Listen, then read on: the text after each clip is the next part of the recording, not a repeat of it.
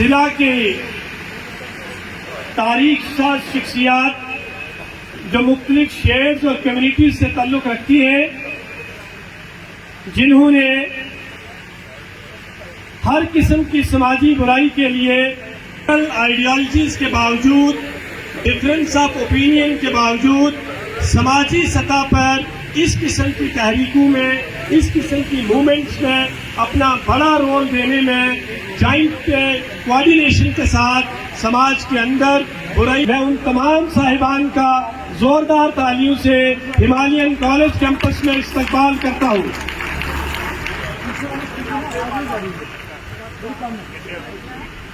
ہمارے درمیان اس خطے کی نامور شخصیات، جن میں professor Shakeel Ahmed Raina sahib, retired principal government degree college Rajouri, جناب شفقت میر صاحب، سوشو پولیٹیکل ہونے کے ساتھ ساتھ ایک پیس ایمبیسڈر کے طور پر انہیں مانا جاتا ہے، مولانا فاروق صاحب، سوشو ریلیجیس اسکالر اور ایکٹیوسٹ کے طور پر اپنا ایک بہت نمایاں رول اس سماج کے اندر بہت بڑے لیول پر دے رہے ہیں۔ اس کے ساتھ ساتھ راجیش جی، جو بیپار منڈل کے پریزیڈنٹ ہونے کے ساتھ ساتھ ڈرگ ابھیان کے ساتھ اینٹی ڈرگ موومنٹ کے ایک بہت کی ممبر کی حیثیت سے لمبے عرصے سے کام کر رہے ہیں۔ اس کے ساتھ ساتھ اس خطے کی ایک اسپرچل شخصیت، ایک سماجی شخصیت سائی عبدالرشید صاحب کا بھی میں ان تمام صاحبان کا زوردار تالیوں سے استقبال کرتا ہوں۔ اس کے ساتھ ساتھ ہمارے درمیان ڈسٹرکٹ بھارتیہ جنتا پارٹی کے پریزیڈنٹ، میں بچوں سے مخاطب ہونا چاہوں گا۔ ہمارے بیچ ایس ایس پی راجوری امرت پال سنگھ سر بھی آ رہے ہیں، تو میری گزارش رہے گی کہ ہم ان کو پہلے ویلکم کہہ لیں۔ جو یہاں پیچھے اسٹوڈینٹس بیٹھے ہیں، میں 3 سے 4 منٹ آپ کے دوں گا۔ آپ یہ جو ہاتھ میں بینرز پکڑے ہوئے ہیں، اس کو نیچے کر دیں فی الحال، جب تک نیچے رکھ کے آرام سے میری بات سنیں۔ آپ اگر اس ایونٹ میں آئے ہیں اور یہاں آ کر بھی آپ ایک دوسرے کے ساتھ گپ لگائیں گے، یہاں ایک دوسرے سے بات کریں گے، تو آپ یہاں 1 گھنٹہ بیٹھیں یا 2 گھنٹے بیٹھیں، کم سے کم ایک انسان کی بات اگر آپ صحیح ڈھنگ سے سنیں گے تو آج آپ کا دن اچھا گزرے گا۔ ڈرگس کیا ہوتی ہے میں اس پہ کوئی بات نہیں کروں گا، میرے سے زیادہ آپ لوگ جانتے ہیں، کیونکہ آج کل کی پیڑھی ہم سے ایک قدم آگے چلنے والی پیڑھی ہے۔ سب سے پہلے آپ جتنے لوگ یہاں بیٹھے ہیں، چاہے وہ لڑکیاں ہیں یا لڑکے ہیں، بچیاں ہیں یا بچے ہیں، آج اگر آپ اپنے من میں یہ ٹھان کے جائیں گے کہ آپ نے اپنے آپ کو ڈرگس سے دور رکھنا ہے، تو یہی آج کے اس اویئرنیس پروگرام کی پوری کامیابی ہوگی۔ آپ ایمبیسڈرز بنیں، لیکن سب سے پہلے سیلف ایمبیسڈرز۔ ایمبیسڈرز کا مطلب آپ لے لیں سماج میں ہماری بات کو کہ ڈرگس سے دور رہنا ہے، نشے کی لعنت سے دور رہنا ہے، لیکن پہلے خود کو بچائیں۔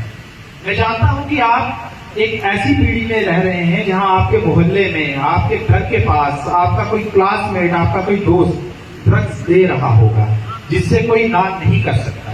میرے قریبی، میرے دوست، میرے کلاس میٹس بھی بدقسمتی سے کچھ ایسے ہیں جو ڈرگس کی اس لعنت میں پھنسے ہوئے ہیں، تو اب اس چیز سے آپ بھی انکار نہیں کر سکتے کہ آپ کا کوئی قریبی ڈرگس کے اس نشے میں ملوث ہوگا۔ تو سب سے پہلے ریئلٹی یہ کہ آج ڈرگس ہر ایک گھر میں پہنچ چکا ہے۔ آپ کو اچھا لگتا ہوگا آج جب آپ کا کوئی دوست ہاتھ میں سگریٹ پکڑ کے موٹر سائیکل کو بڑی تیزی سے چلاتا ہے، لیکن وہ اچھا نہیں ہے۔ آپ کو نوکری نہیں کرنی مت کیجیے، آپ کو نہیں پڑھنا، میں یہ بھی کہتا ہوں آپ کو نہیں پڑھنا مت پڑھیے۔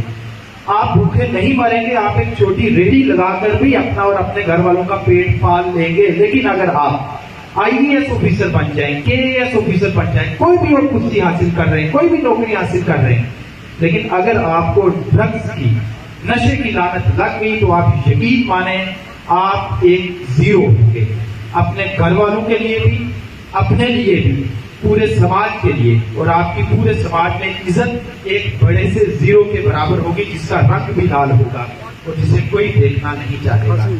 آج جو اسٹوڈنٹس، خاص کر کے جو بچے یہاں بیٹھے ہوئے ہیں، میں آپ کو صاف بتا دوں، بات کڑوی لگے گی، شاید اسٹیج سے کوئی نہیں کرے گا، لیکن اب نہیں کروائے گا۔ اس سے بڑا سوشل اسٹگما شاید ہی کوئی ہو کہ جب ہم اپنے بچے کا یا اپنا کہیں رشتہ لے کے جاتے ہیں تو ہم اپنی اچھائیاں گنواتے ہیں۔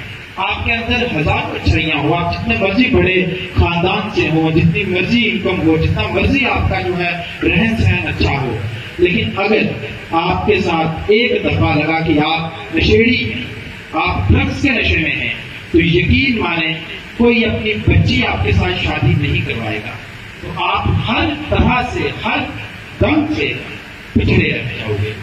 بات زیادہ نہیں کروں گا، بس اتنی سی اور کہ ڈرگس کو دو کیٹیگریز میں لینا بہت ضروری ہے. ایڈکٹڈ لوگ وہ قصوروار نہیں ہیں.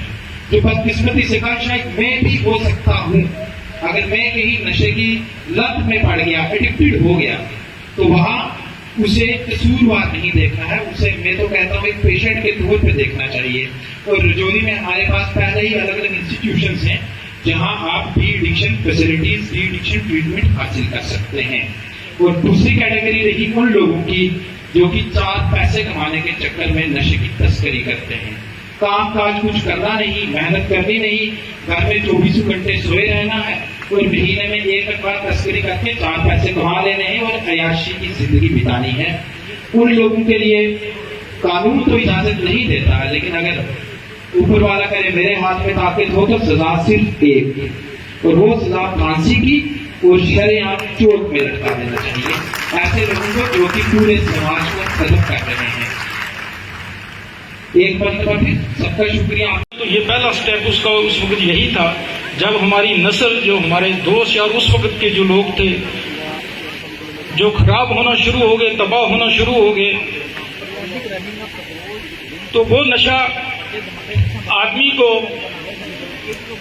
10 سال تک زندہ ضرور رکھتا تھا، لیکن اس کے بعد میں بڑی جلدی یہ بات کر رہا ہوں، میرا مقصد کچھ اور تھا، لمبا کچھ یہاں بتاؤں میں آپ کو، لیکن اب اس کو شارٹ کٹ ہی کرنا ہے، صرف آپ کے ذہن میں یہ ڈالوں.